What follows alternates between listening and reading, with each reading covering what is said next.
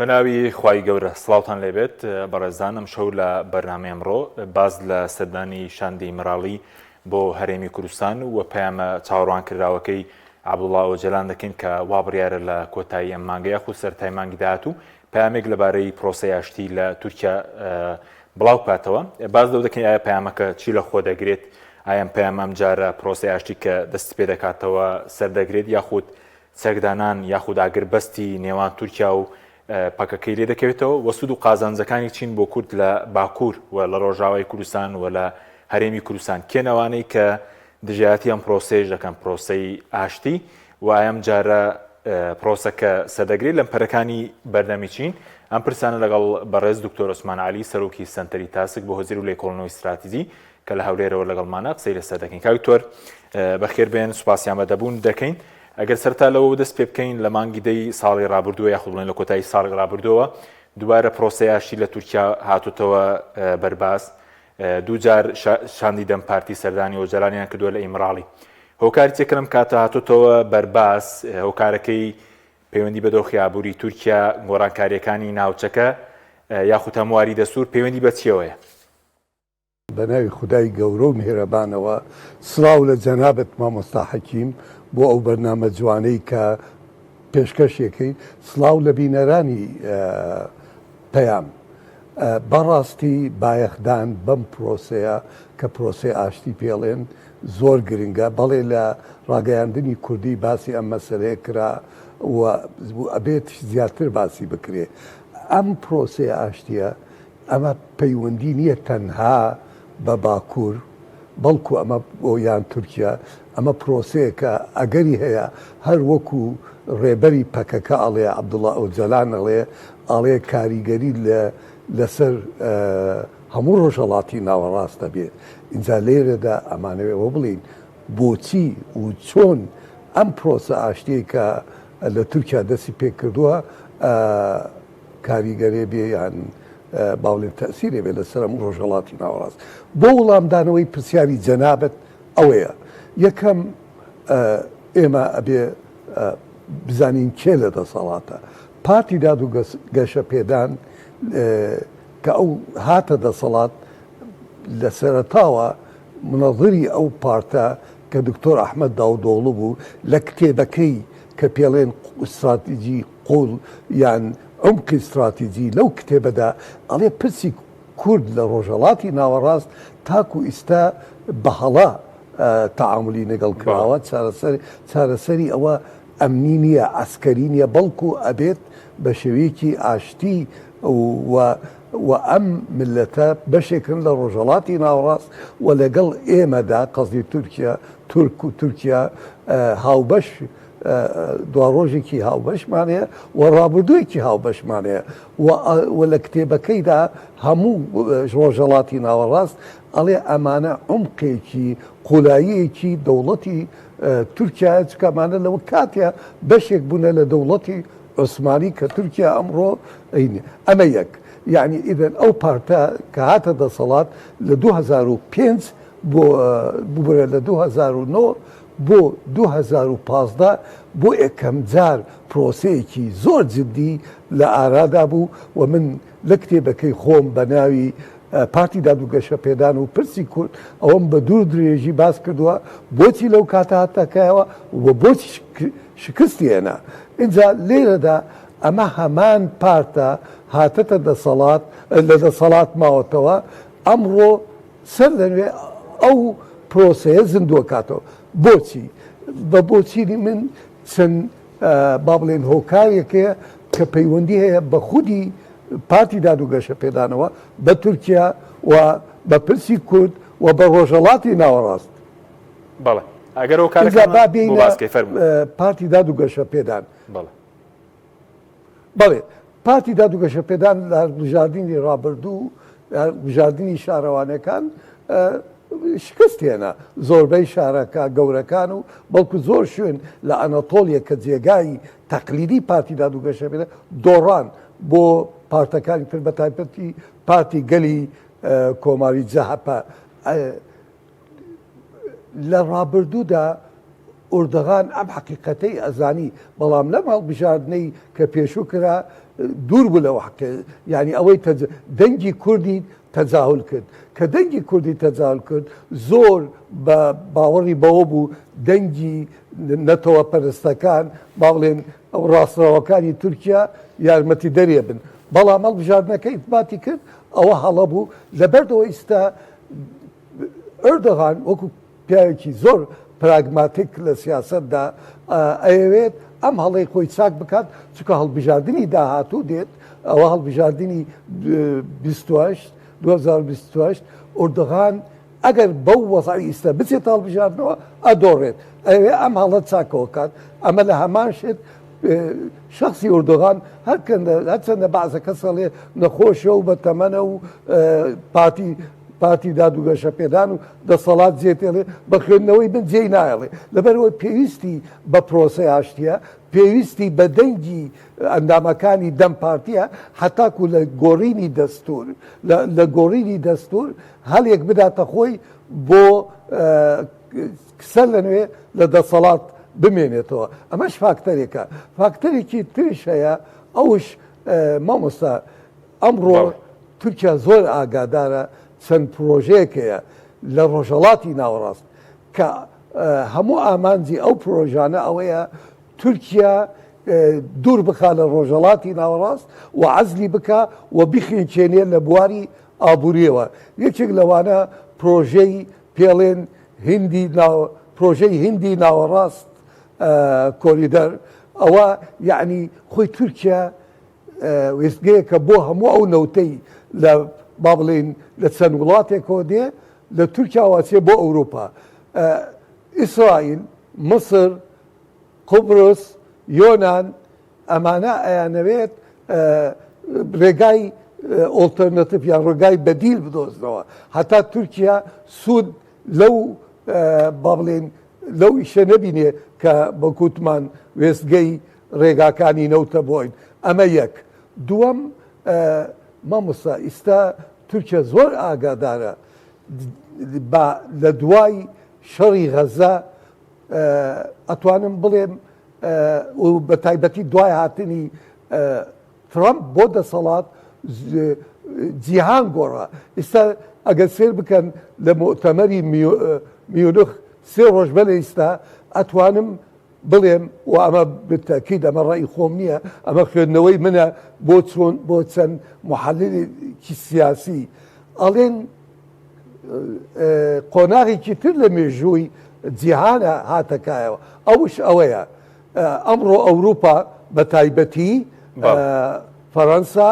و ئەڵمانیا ئەڵێن ئێمە ئەبێ لە مۆدووە ئاعتیماد نەکەینە ئەمریکا ئێمە ئەبێ هێزێکی ئەمریکیمانە بێ هێزێکی ببوورە هێزێکی ئەوروپیمانە بێ و دوایی ئەوە تا ئەگەرشی هەیە ترامپ ئەڵێ ئێمە لە ناتۆش نابینی ئەگەر ئێمە لە ناتۆش بکشێنەوە ئیدەن لەم هاوسەنگیەت تازەی هێز لە جیهاندا تورکیاش ئەوێ شتێ بۆ خۆی بدۆزێتەوە تورکیا ئاگادارە نەتەنیاهوو و ئیسرائیل باسی پرۆژەیەکەکەن کە پێڵێن پرۆژەی داوود ئەو پرۆژێش هەمان شت وەک پرۆژەکانی ترە ئیسرائیل و ئەو وڵاتانەی کە دژی تورکیان ئەیانەوێت تورکیا عەزلکەن لە ڕۆژهەڵاتی ناوەڕاست و ئابووریان بخینچێنن و لە هەمان کاتە پرۆژەی داوود نێزیکی سنوورەکانی تورکیا بێت لاوازبوونی هەژمونی ئێران لە ڕۆژهەڵاتی ناوەڕاست ئیسرائیل و ئەمریکا ئەیانەوێ ئەو بۆشایەتیە پڕکەن تورکیا ئەوێ خۆی ئەو بۆشایەتی کە لاوەژ باڵێن ئێران کشانەوەی ئێران لە ڕۆژە ئەوێ ئەوە پڕکە اینجا لێرەدا تورکیا باش ئەزانێت ئەگەر بێت سەقامگیری لە ناو خودی تورکیا نەبێ و ئەگەر بێت پەیوەندێکی باش لە نێوان کورد و تورکا نەبێت ئەو پرۆژانەی تورکیا ئەوێ بۆ ڕۆژهەڵاتێکی تازە کە خۆی باڵا دەست بێ کە ئەو هەژمونەی ئێران با بڵێن سەر نەگەڕێتەوە پێویستی بە پرۆژەی بە پرۆسەی ئاشتیە اینجا تورکیا خۆی مامۆستا تورکیا ئەگەر مەجابی بەس ئەو خاڵەش تەواو بکەم تورکیا خوێندنەوەیکی مێژووە کات لە وەختیا دەوڵەتی عوسمانی 300 ساڵ دەوڵەتێکی ئەوروپی بوون وەختێ توانیان بەرەو ڕۆژهەڵاتی ناوڕاست بێن لەگەڵ کوردەکانە هەوپەیمانیان کرد لە دوای شەڕی چاڵدێران و تورکیا هاتە ڕۆژهەڵاتی ئەمڕۆ تورکیا بە خوێندنەوەی من ئەمە ئەخوێنێتەوە سە لە نوێ بەڵام آخر خاڵەمەوێ بڵێم لێرەدا تورکیا ئەمە لە لاوازی ناکە تورکیا بەڵێ هینێک وەکو لێ ڕۆشنایەکەیە بۆ دوا ڕۆژی ڕۆژهەڵاتی ناوڕاست لە مەوقعی هێزەوەیکە لەبەرەوەش ئێستا هەر ئەندامێکی پەکەکە یان هەدەپ ببرێ سەپیانەڵێن دەم پارتی کە غەڵەتەکە بە عەلەنی ئەڵێ من دامی پەکەکاکەم حالەن ئەچێ ئەی گۆڕێ قەیوم دانا لە جێگای تاکو ئیشارەت بداتە پەکەکە ئیشارەت بداتە وڵاتانی دەوروپشت بێن و ئێمە لە لاوازیەوە میشتە ناکەین بەڵام من ئەڵێم ئەم سیستەمی قەیومە هەڵەیە کە زەمینە خۆش ناکە بۆ ئەو پرۆسەی کە عەبدوڵڵا ئۆجەلان ئەعلانی کردووە و عەبدوڵڵا ئۆجەلان زۆر جددیە و بەڕای من تورکیاش جددیە بەڵێ باشە کاکتۆر سەبارەت بەوەی کە بۆچی ئەم جارە پرۆژەکە لەلایەن دادوگەشە پێدانەوە ڕانەگەێنرا ینی دەڵێن پرۆژەکەی دەوڵەت باخچەریە سەرۆکی بزوتنەوەی نێتەوە پەرست هۆکارەکە چییە؟ خۆی ئەگەر سێری مێژووی ئەم پارتە بکەین کە پێڵێن پارتی کاری نەتەوەیی پارتی نەتەوەیی تورکی ئەمە حزبێکی بەڕاستی ڕاستۆیەکی ڕەگزپەرستی فاشیە ئەمە لە هەشتاکان و حەفتاکان سەدان گەنجی کوردیان کوشت سەرمایەداریان کوشت هەر پێش پەکەکەش و لە کاتی پەکەکەش بەردەوام بوونە لەو سیاسەتە گروپێکیانە بوو چەکدار بە ناوی گورگە بۆرەکان ئەمانە بەڕاستی زۆر دژمنی ملەتی کوردن بەڵام بۆچی ئێستا وەڵامی پرسیارەکەی جەنابەت ئەوەیە یەکەم ئوردوغان باش ئەزانێت ئەمانە ئەم پارتە بەشێکن لە دەوڵەتی قوڵ خۆتە زانی لە زۆربەی وڵاتە دیموکراسیەکان حتا لە ئەمریکا شتێکی پێڵێن دەوڵەتی قوڵ یان دەوڵەتی سێبەر لە ئەمریکا طبعاً دەستگای پیشەسازی عسکەریە اینجا لێرەدا لە تورکیا عسکەر و شۆرتا و ئاسایشی با بڵین ئەمانە بەڕاستی پارتی مەحەپات ئەوان کاریگەریەکی زۆریان هەیە و لێرەدا ئوردوغان سێری هۆکاری شکستەکانی پرۆسەی 2005 بۆ 2009 بۆ 2015 یەکێک لەوانە ئەوە بوو دەوڵەتی سێبەر ئەو پرۆسەی فەشەل کرد اینجارە ئەمە دوای خاڵێکی ترشەیە ئەم پارتە لە هەڵبژاردننی ڕابردوودا بەڕاستی دەنگێکی وای نێنە ئێستا ئەتوانم بڵێم ئوردوغان بەکاریان نێنێ بۆ ئەو ئامانجەی خۆی ئوردوغان ئەو ینی ئەو توانایی هەیە کە زۆر لە دژمنەکانی و حتا دۆستەکانی احتیوا بکە و بەرەو ئەجندەیەکی بیباکە لە بەرژەوەندی خۆی و پارتەکەی بێ باشە کاکتۆر سەبارەت بە پەیامە چاوەڕوانکراوەکەی ئۆجەلان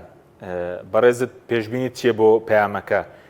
پێ دوایە چی لە خۆ دەگرێت پەیامە چاوەڕوانکراوەکەی ئۆجەلان چونکە لە 1999 ئەو کاتێک کە دەستگیرکرا پەیامێکە بوو پەکەکە لە سنوورەکانی تورکیا بکشێتەوە لە 2013 بە هەمان شێوە داوای کرد کە بکشێنەوە لە سنوورەکانی تورکیا ئەم جارە پێشبینی چی دەکرێت لە پەیامەنوێیەکەی ئۆجەلان کە هاوسەرۆکانی دەم پارتی دەڵێن لە کۆتایی ئەم مانگەیە خو سەرەتای مانگی داهاتوو پەیامەکە بڵاو دەکاتەوە بەڵێ یعنی خۆی طبعا تاکو ئیستا ئۆجەلان نەیوتووە یان پەکەکە یان ئیمڕەڵی یان ئەو وەفدەی دەم پارتی کە دووجار چوون بۆ لای دانیشتن ناڵێن ئەو پەیامە چییە بەڵام ئەوەی یەکەم جار وەفدەکە چوو بۆ لای وەفدی دەم پارتی وتیان بەڕێز عەبدوڵڵا ئۆجەلان پەیامێکی هەیە لە پەیامەکەیدا ئەوە هەیە بۆ ئەڵێ برایەتی تورک و کورد پێویستێکی مێژوویە و کاریگەریە بێ لەسەر هەموو ڕۆژهەڵاتی ناوەڕاست ئەمە ئینە و داوای کرد لەو کاتەدا لە وەفدی کە چوو زیارەتی کرد داوای کرد بچن ئەم مەسەلەیە لەگەڵ دەسەڵاتە باس بکەن و لەگەڵ هەموو پارتە تورکەکان باس بکەن ئەو پارتانەی لە تورکیا ئەوانەی معارەضە بە نمونە پارتی جەهەپە ئەمەیان کرد بەڵام لە هەمان کاتشە هەمان پەیام عەبدوڵڵا ئۆجەلان ئەوێ بیگەێنێتە سەرکردەکانی کورد لە هەرێم بە تایبەتی کاک مەسعود بارزانی و کاک بابڵ تاڵەبانی بۆچی ئەواکە بەڵام پێش ئەوەی بڵێم بۆچی ئەواکە ئەمەوێ بڵێم وەڵامی پرسیاری جەنابەت بدەم چی تایە ئەوەی تایە من لە 2009 پرۆژەیەکی عەبدوڵڵا ئۆجەلانم خوێندەوە بە ناوی هێڵەپانەکان بۆ چارەسەرێکی ئاشتی بۆ پرسی کورد لە تورکیا ئەلەوێدا باسی چەند شتێکەکە ئەڵێ پرسی کورد لە تورکیا پرسێکی دیموکراسیە و ئەڵێ ئێمە ئەبێ هەرچی گومانێکەیە لەسەر ئێمە کە ئێمە پارتی کرێکارانی کوردستان ئەمانەوێت جیداخوازی بکەین لە تورکیا ئەڵێ ئێمە ئیسە لەگەڵ دەوڵەتی دیموکراتی تورکیاین ئەوەمان ئەوە جیابوونەوە لە تورکیا ئەوە ئامانجی ئێمە نیە ئەمە یەک دووەم چێڵێ ئەڵێ ئەبێ بە شێوەیەکی ئاشکرا و لە دەستوری تورکیا ئقرار بکرێ بە وجودی ملەتی کورد طبعا کاکە لە دەستوری مادەی دووەمی دەستوری تورکیا چی ئەڵێ ئەڵێ هەر هاوڵاتیەک لە تورکیا ژێ ئەڵێ ئەمە تورکە ئەوەی عەبدوڵڵا ئۆجەلان و لە کاتی خۆیان هەدەف داوایان کرد و لە 2015 ئەمە بە دوور درێژی باسکرا ئەوە بوو ئەو فەقەرەیە بگۆڕێت بە شێوەیەک کە دان بنا بۆ وجودی غەیری تورک و ئەوانەی و هاوڵاتی تورکیا پێی بڵێن خەڵکی تورکیایە و بە تورکی پێڵێن تورکیالێ یعنی خەڵکی تورکیا نەک تورکن ئەمە بە شوێکی ناڕاستەوخۆ دوایش تەبعاً داواکە زمانەکان زمانی کوردی فەرمی بێت لە خوێندن لە چەند قۆناغێکدا داواکە هەر وەکو جۆرە خۆسەریەک هەبێ لەو شوێنانەی کەوا کورد زۆرینن هەمەس حەزەکەم ئەوە بڵێم عەبدوڵڵا ئۆجەلان داوای فدرالیەت و داوای ئۆتۆنۆمی ناکە چونکە دیمۆغرافیای کورد لە تورکیا زۆر جیاوازترە لە دیمۆغرافیای لە بوونی ئێمە لە کوردستانی باشوور کوردستانێکی با بڵێن یەک پارچەیمانەیە بەڵام لە باکوورە وانە ئەتوانم بڵێم بە جۆرەی دوایین سەرژمێرەکان ئەوەنە کورد لە باکوورە لەوە زیاتر لە شارەکانی تری تورکیایە لە بۆ نمونە هەر لە ئەستەمبوڵ 4 ملیۆن کورد زیاترەیە لەبەرەوە پارتی داد و با بڵێن پارتی کرێکارانی کورد و عەبدوڵڵا ئۆجەلان لەو پرۆژەیەدا ئەڵێ ئێمە ئەبێ مەسەلەکە بکەینە مەسەلەی دیموکراسی شتێکی ترەیە داوا ئەکات چەکدارەکانی پەکەکە بە شێوەیەکی وا بگەڕێنەوە بۆ ئەوانەی چەکدارن بگەڕێنەوە بێ ئەوەی محاسبە بکرێن بێ ئەوەی بچنە بەندیخانەوە ئەمەش زۆر بە دوور درێژی باس کراوە لێرەدا ئەوەی من تێگەم شتێکی ترەیە عەبدوڵڵا ئۆجەلان لەو نامەی کە من تەوەقعەکەم لە ناو هەفتەیەک زیاتر یعنی با بڵێن 10 ڕۆژ بۆ 5-6 ڕۆژ ئاوا ئەوە بە ڤیدیۆ بە شکلی ڤیدیۆیە دەرەچێ داوا ئەکا تیایدا داواکە پارتی داد و پارتی کرێکارانی کوردستان خۆی بگۆڕێ لە حزبێکی چەکدارەوە بۆ حزبێکی سیاسی اینجا ئەو حزبە سیاسیش لە واقعدا هەیە ئەوش دەمپارتیە اینجا ئایا لێرەدا ئەو پەیامەی بۆچی عەبدوڵڵا ئۆجەلان وەبدی ئیمراڵی ئەنێرێت بۆ هەرێمی کوردستان بەڕای من دوو سەبەبەیە یەکەم ئۆجەلان ئەوێ شەرعیەتێک بە پرۆژەکەی خۆی بدا حتا ئەوانەی لە ناو پەکەکەن دوودڵ نەبن لە جۆڕایەڵبوون لە ئەو چونکە کاک مەسعود سەرکردەیەکی کووردە زۆرە مەرجعیەتێکەیە لە هەمان کاتە عەبدوڵڵا ئۆجەلان و تورکیا حەزەکەم ئەوەش بڵێم مامۆستا حەکیم ئەمەی ئۆجەلانی ئەلانیەکە ئەمە لە پیش پەرداوە 6 مانگ زیاترە دانوستوانەیە لە بینی دەسەڵاتدارانی تورکیا و ئۆجەلان لە بەندیخانە اینجا گرنگی دراوەتە هەرێمی کوردستان بە جۆرەی با بڵێن یەکێک کە نێزک لە پەکەکە ئەڵێ لە ئاخر جارە کە نیچیروان بارزانی چووە 6 سەعات دانیشتووە لەگەڵ ئەردۆغان باسی چۆنێتی پرۆسەی ئاشتی کراوە ئیدەن کاک نیچیروان بارزانی و کاک مەسعود بارزانی هەر لە 2009 بۆ 2005 کارکتەرێکی گرنگ بوون لەو پرۆسەیە و ئەمڕۆژ گرنگن جگەلەوەی هەرێمی کوردستان لە بواری با بڵێن حکوومەتەکەیشی لە بواری نێودەوڵەتیە سنگێکەیە ئۆجەلان ئێوێ ئەوە بەکار بەڵام من لێرەدا ئەوە بڵێم بەڵێ فەرموو مامۆستا پەیامە تازەکەی ئۆجەلان بەڕێزت پێشبینی دەکەی ینی لەسەر بنەمای زانیاریە پەیامێکی ڤیددیۆیی بێ چووکە پێشتر هەر بە تێکس بوو ڤیددیۆیی بێ و داوای چەکدانانی پەکەکە یاخود ئاگربەستی یاخود چەکدانانی کاتی یاخود ئاگربەست دەگاتە قۆناغی داوای هەڵۆشانەوە بکات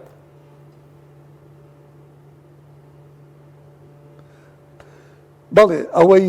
کە ئەوانەی کەوا زۆر نێزگن لە پرۆسەی ئاشتی ئەوانەی لە تورکیان ئەڵێن ئەو ئۆجەلانەی ئەمڕۆ ئۆجەلانەکەی 1999 نییە چووە بەندیخانە ئێستا تا ڕادێک باوەڕی بەوەیە خەباتی چەکداری بۆتە بارگرانی بۆ بزوتنەوەی کوردی لە تورکیا ئایا ئەمە بۆکو بەعزە کەسێکەڵە ئەوێ خۆی ڕزگار بکات لە بەندیخانە یان ئەمە قەناعەتی ئەوە گەیشتە ئەو قەناعەتە مۆدێلی خەباتی چەکداری یان مۆدێلی پەکەکە نەماوە ئەبێ ببێتە پەکەکە ببێتە حزبێکی سیاسی نەک بەس لە تورکیا بەڵکو لە هەر چوار بەشی کوردستان ئینجا لەبەرەوەڵێ مامۆستا بەڵێ ئەمە پەیامەکەی ئۆجەلان پەیامێکی زۆر جددیە بێ بۆ بەعزە کەسێک ئەڵێ ئەمە تورکیا ئەماکە بۆ چەککردنی پەکە نەک بۆ پرۆسەی ئاشتی بەڕێی من ئەمە بەڵێ ئەگەری هەیە چەککردنی پەکەکە بکرێ اینجا خۆی مامۆستا حەکیم ئەگەر سێ واقعی پەکەکە بکرێت لە باکوور ئەوە چەکداریان نییە ئەو چەکدارەی هەیەە لە قەندیلە دوایی ئەمە هەر وەکو کاک نیچیروان بارزانی 4 ڕۆژ بەلەیستە وتی ئەمە تەسلیمبوون نییە چونکە مامۆستا چەکدانان شەرت نییە تو تەسلیمی ئەمڕۆ چەکی خەباتی مەدەنیە یعنی باوا بڵێم ئەو خەباتەی پەکەکایی کرد لە کاتی خۆی لە هەشتاکان نەوەتەکان ئەوانەی لە بەندیخانە بوون یعنی مانگردیان گرت لە خواردن اینجا ئەوە کێشەیەکی زۆر گەورەیە کرد بۆ تورکیا و ئەمڕۆ تا ڕادێک لەبەرەوەی پارتی پەکەکە تەوەجۆیەکی ئەلمانی هەیە و نێزگە لە بۆچوونەکانی بۆ ڕۆژهەڵاتی ناوەڕاست لە تا ڕادێک لە ئەوروپا و ئەمریکا یعنی ئێستا دامێک هەیە بۆ پەکەکە و با بڵێن باڵە سیاسەکەی پەکەکە دەم پارتی لە بەتایبەتی لە یەکێتی ئەوروپا لە بەتایبەتی زیاتر تایبەتی فەرەنسا یعنی بەڕێی من ئەوان کە عەبدوڵڵا ئۆجەلان ئەڵێ چەکدا بنن عەبدوڵڵا ئۆجەلان ئەزانێ ئەمڕۆ چەکی خەبات بۆ ئەو ئەجندەی کە هەیەە چەکێکی شتێکی ترشەڵێ مامۆستا پارتی دادوگەشە پێدان پارتێکی ببوورە پارتی پەکەکە و هەدەپ پارتێکی کوردی نییە پارتێکی چەپیە ئەجندەیەکی چەپیانەیە ئەڵێن ئەگەر بێت بەم پرۆسەی ئاشتیە بتوانین پرۆسەی دیموکراسی بخینە پێشەوە ئەوە لە بەرژەوەندی هەموو لایەکە باش. لەبەرەوە ئەگەری دانانی چەک نەک بەس دانانی چەک بەڵکو گۆڕینی شێوەی خەبات گۆڕینی پارتی کرێکارانی کوردستان بۆ پارتێکی سیاسی هەروەکوتم پارتێکی سیاسی لە هەموو ڕۆژ لە هەر چوار پارچەی کوردستان. بەڵێ سوپاس دەکەم نزیکەی 12 خولەکێکمان ماوە ئەگەر بە کورتی چەند پرسیارێکی تر سەبارەت بە ئۆجەلان چاوەڕێی ئازادبوونی هەیە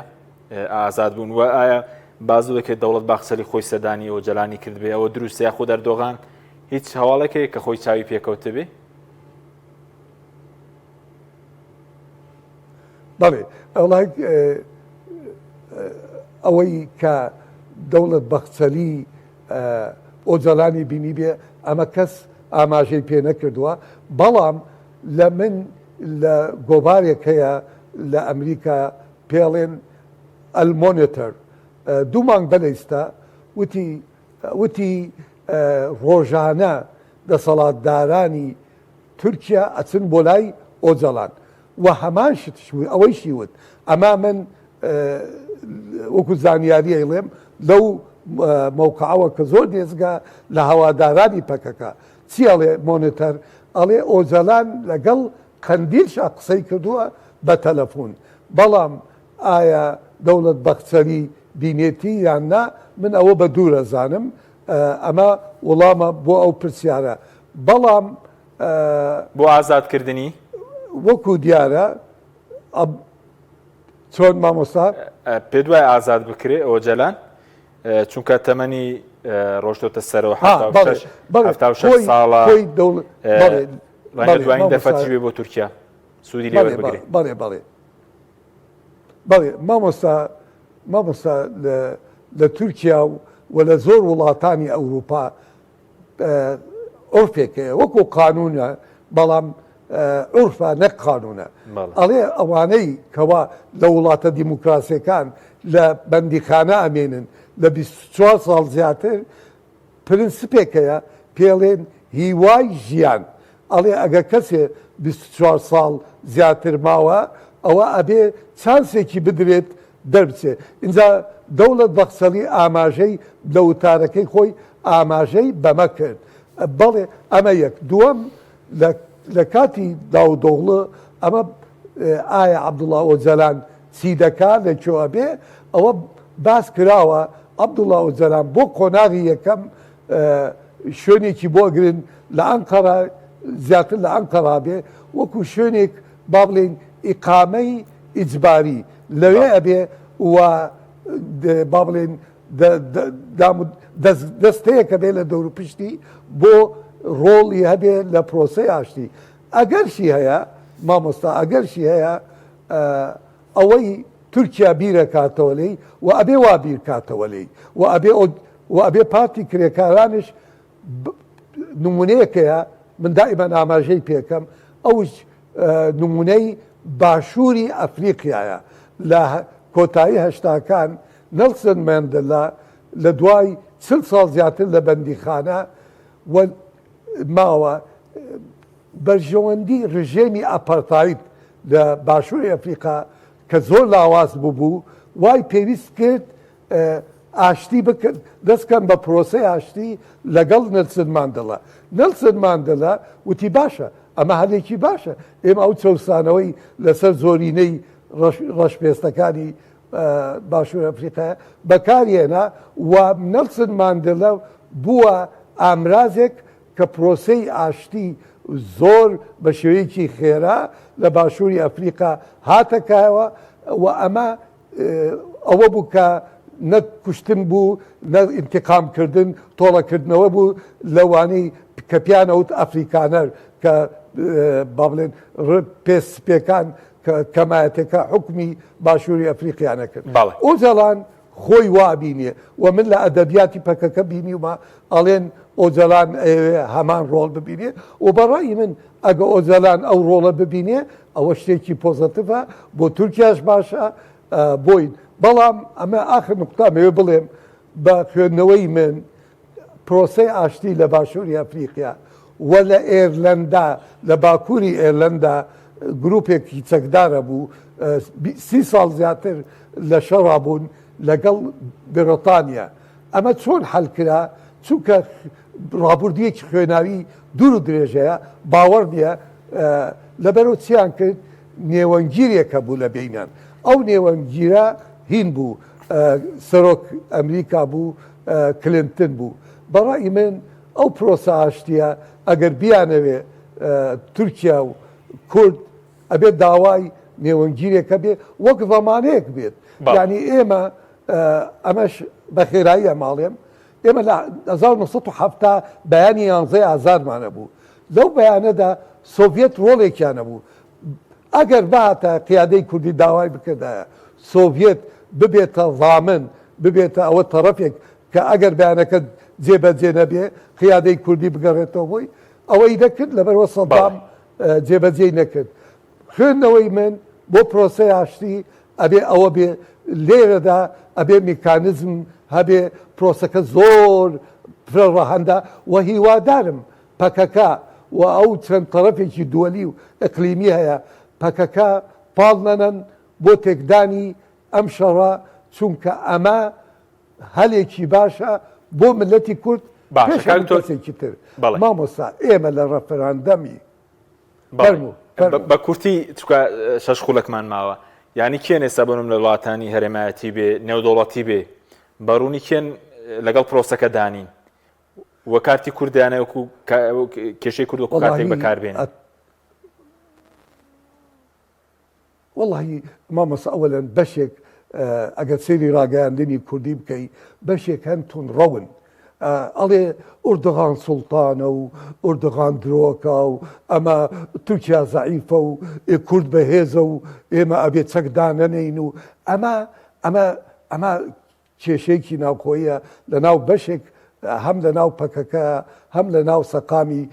با بڵێن کوردیە ئەمە غەڵەت خوێندنەوەیە تورکیا هیچ لاواز نییە ئێمە کورد لاوازترین با بڵین ئاکتەرین لە ڕۆژهەڵاتی ناوەڕاست ئێمە لە وەختی ڕەفەرەندەم ئەمریکا ئێمەی فرۆشت بە عەبادی لەبەرەوە ئەوەیە کورد تەنها کاتێکە لە شەڕی جیهانی یەکەمەوە تاکو ئەمڕۆ پرسی کورد دائیمەن کاتێک بووە بۆ بەکارهێنان دژی تورکیا و ئێران و عێراق و سووریا ئەمە معنای نییە پرسی کورد ڕەوای نییە بەڵێ ئێمە پرسەکەمان زۆر ڕەوایە بەڵام ئێمە بێت لە واقعی هاوسەنگی هێز تێبگەین ئەمە یەک لە وڵاتە ئەقلیمیەکان ئەگەری هەیە ئیسرائیل ئەگەر سێری تەسریحاتی ئیسرائیلەکان بکەی بە تایبەتی لەگەڵ ڕۆژاوادا ئیلهام ئەحمەد ئەوەی داواکە ئیسرائیل لەبێ ببێتە ئاکتەرێک لە پرۆسەی ئاشتی لە ڕۆژهەڵاتی ناوەڕاست و بەعزە سەرکردەی کورد بەداخەوە هەر لە هەرێمی خۆمانش ئیسرائیل دۆستی کووردە ئەمە غەڵەتە ئیسرائیل مامۆستا لە ئاخر جار لە ڕەفەرەندەم نەتەنیاهوو دوو جار وتی ئەبێ کورد دەوڵەتێ بێ بەڵام کە لە دوای هەفتەی ئۆکتۆبەر هەمان نەتەنیاهوو بەیانێکی دەرکرد وتی نابێ بە هیچ زۆرێ هیچ مەسئولێکی ئیسرائیلی لەگەڵ دەوڵەتی کوردی بێ بۆچی چونکە ئەمریکا و ئیسرائیل لەو کاتە ئامانجێکیانە بوو ئەوش دوورکردنەوەی عێراق لەژێر سەرکردایەتی عەبادی لە ئێران ئێمە لێرەدا ئەبێ ئاگادار بین بە تایبەتی ئەو برایانەی لە ڕۆژاوان ئەبێت زۆر بە واقع بخوێنەوە تورکیا گرنگترە بۆ ئەمریکا و بۆ ڕۆژهەڵاتی ناوەڕاست وەکو جەنابش ئاگاداری مامۆستا ئەوە زۆر بە خێرایی هەڵێم دوو هەفتە بەلەیستە پەنتەگان وتی ئێمە دامان ناوە ئینسحاب بکەین لە سووریا مامۆستا ئینسحاب بکەین ئێمە چیمان بەدەستەمێنێتەوە لە ڕۆژاوا لەبەرەوە هەر باشترە ئێمە ئەم هەلەی بۆ ملەتی کورد هاتەتە پێشەوە زۆر بەجددی وڵاتێکی ترش هەیە ئەوش جمهوریەی ئیسلامی لە ئێراندا ئەو ئێستا سێرەکە لە بەرژەوەندەکانی دراوە لە سووریا بە تایبەتی و ئەوێ خەتێک هەیە یان تەنها ڕێگایەک هەژمونی خۆی بگەڕێنێتەوە ناو سووریا ئەوش ئەو خەتەیە کە لە سنجارەوە ڕوا بۆ ناو ڕۆژاوا و بتوانێت یارمەتی با بڵێن باڵێک پەکەکە بدا کە دژی ئەو پرۆسەیە بن ئەمەش بەڕای من زۆر مەترسیدارە ئەبێ قیادەی کوردی زۆر ئاگادار بێلەوە ئێمە دادەستی نە ئیسرائیل بین نە هیچ وڵاتێکی ئەقلیمی ئەم پرۆسەی هاتەتە پێشەوە پرۆسەی ئاشتی بۆ کورد پێش هەموو کەسێترە باشە زۆر بە کورتی دوو خولەک ینی کورد لە تورکیا پێدوایەوەم پرۆسەی ئاشتێکە بچێتە پێشەوە هەمواری دەستوردانان بە زمان بڵێن خۆسەریەک بۆ بڵێن بۆ کوردی باکوور و دانان بۆکو هاوڵاتی و لە ڕۆژاواش لە ڕۆژاوی کوردستانی شتی دەست دەکەی بە کورتی بێ کاتم نەماوە سوپاس دەکەم بەڵێ ئەوەن ئەو ئەگەر هەیە بەڵێ هەبوو چونکە لە 2012ەوە تاکو 2015 مامۆستا حەکی من لە تورکیا بووم هەموو شارەوانیەکان ناوی کوردیان لەسەر بوو لەو کاتەدا مامۆستا بەشێکی زمانی کوردیە خوێنرا تەلەڤیزیۆنی کوردی ڕۆژنامەی تورکی یعنی بەڕاستی جۆرە خۆسەریەک هەبوو بەڵام تێکدانی پرۆسەی ئاشتی لە 2015 کە هەم خەتای پارتی دادوگەشە پێدان بوو هەم خەتای پەکەکە بوو هەم خەتای هەدەب بوو هەم شەقامی تورکی ئامادە نەبوو بەڵێ ئەمڕۆ شەقامی تورکی زۆر ئاگادارن دەنگدارانی کورد فاکتەرێکی زۆر گرنگن لە تورکیا و ئەو ڕووداوانەی لە ڕۆژهەڵاتی ناوەڕاست و کەمبوونەوەی ئەزمموی دەوڵەتی قوڵ لە تورکیا ئەو ڕێگایە ئەداتە حکوومەتی تورکیا ئاعتراف بکە بە جۆرێ با بڵێن مافی کوردبوون لە تورکیا بەڕاستی ئەوەش زۆر قورس نییە بۆ حکوومەتی تورکیا بۆ ڕۆژاوە کاکتۆر بە کورتی بێ سپاس دەکەم و بۆ ڕۆژاواش مامۆستا ئەگەر بێت پرۆسەی ئاشتی لە تورکیا بێت ئەوە خۆمان باش ئەزانین بینەرانتان باش ئەزانن پەیەدا